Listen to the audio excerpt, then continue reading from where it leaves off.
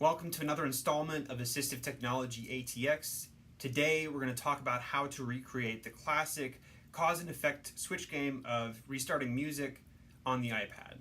So if you've been around long enough, you'll remember using a power link along with a tape player to play music for students that every 30 seconds or so would turn off, getting the student to press the switch to replay the music.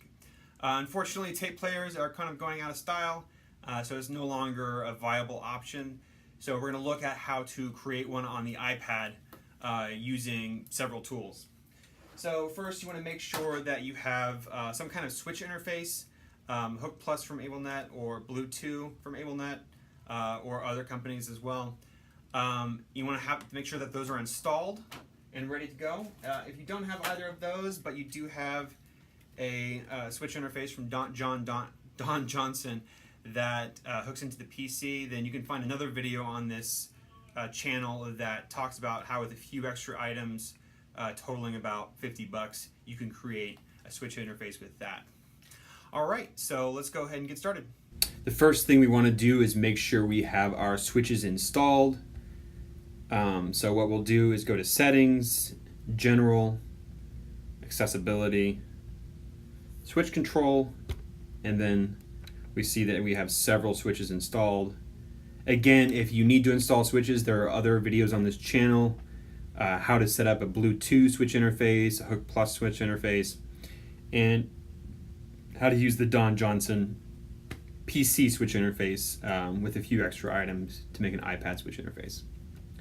The next thing we want to do is make sure we have the Shortcuts app installed. Now I have mine installed down here on the bottom.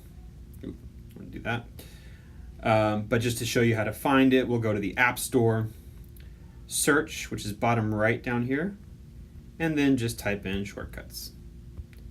This app is made by Apple, so it should show up right at the top, and it's free. So once you have that installed, the last thing we want to make sure we have is Apple Music with some songs in it. So here's some songs that I've purchased, but I also have a subscription to Apple Music where I'm able to pick any kind of music or album I want that's available. So, find a song or an album that your students would really like and just make sure to screen it for content before showing them or letting them listen. So now we want to go ahead and set up our Shortcuts app. So go ahead and open Shortcuts. And it'll start here in the library, and we want to create a shortcut, but we don't want to just create any shortcut. We want to pick from a gallery of pre-made ones. So down here on the bottom, you can see this little button for gallery. Go ahead and hit that. And we can search for music timer. And there it is. We can also actually just look through the list, and exploring these might be interesting because this is a really fascinating, fun app. Shortcuts, that is. And explore Apple Music down here, we see music timer. So I'm going to go ahead and press that, and it'll connect with my Apple Music app. So get shortcut, and there it is. So right now it does some of what we wanted to do, but if we pressed it, it would actually ask us how many minutes we want to play music for, and that's not really what we want. We want to be able to set the amount of music it's going to play for and have it repeat. This will just ask us for how many minutes we want to play music and then pause the music and not repeat it. So let's go ahead and press cancel. And inside the music timer button, there's another little button with 3 dots. Go ahead and press on that. And what you're looking for, or what you're seeing here, is a recipe that allows us to dictate what this specific thing we want to do it does. So we don't need it to ask for input. So that little X at the top right hand corner of this this little box, go ahead and press that. And we don't need to calculate anything either. So on this box, go ahead and press X. And now we have play music, shuffle, repeat, wait, and then pause music. So on the wait, this is the only other thing we have to change. We're going to press number of seconds and we're going to clear it. And that'll give us the wait time. Now for the purposes of this video, I'm just going to make it 10 seconds. And then you're done. So if you have some music queued up in your Apple Music, you can go ahead and press this button called Music Timer, and it should play music. If I press it right now, because I'm screen recording, it won't. So I'm going to go to a different shot so you can see what it looks like. All right, so let's see what it looks like when it's all set up. So I can go ahead and press the Music Timer button.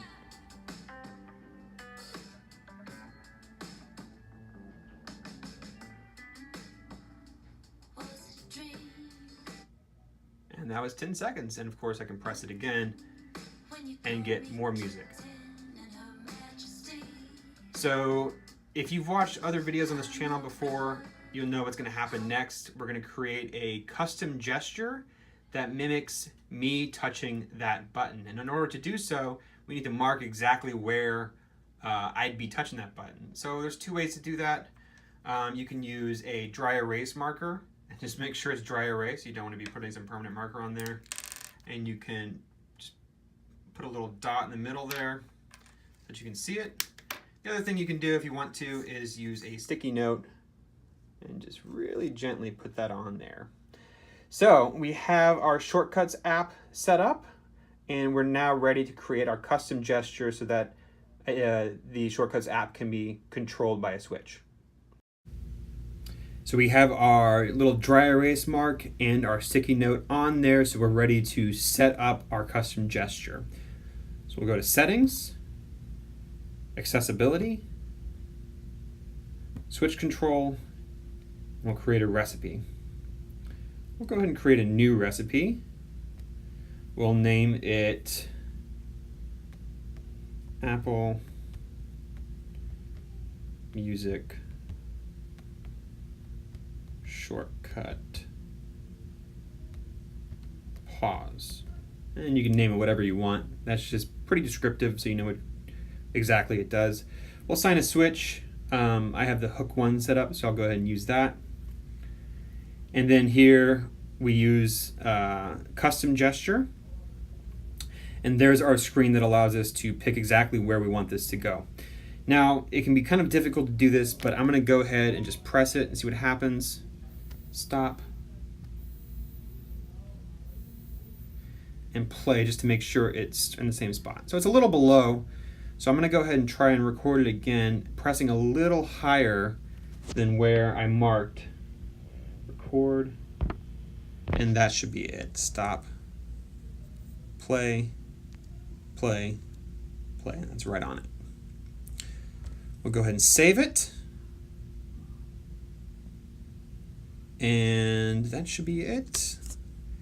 We'll go back to recipes, and down here under launch recipe, we'll do Apple Music Shortcut pause.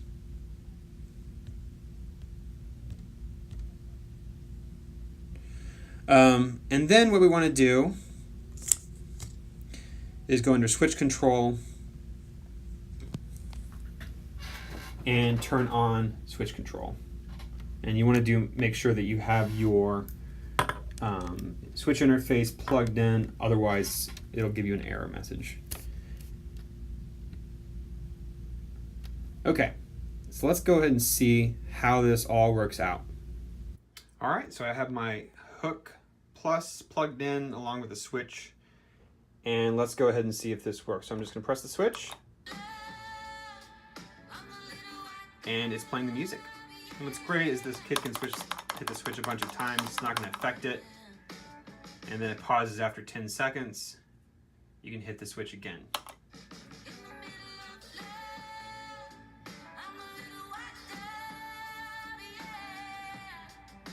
And of course, with all of this, you can change the amount of time that it's actually waiting before pausing by going to the three dots.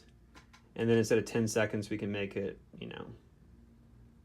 30 seconds or a minute or whatever we need. The general idea is it's very flexible and it gives us all of what we need to help our students learn cause and effect by interacting with something that's highly motivating like music. Alright, if you like more of these videos, go ahead and subscribe to my channel, and thanks for watching.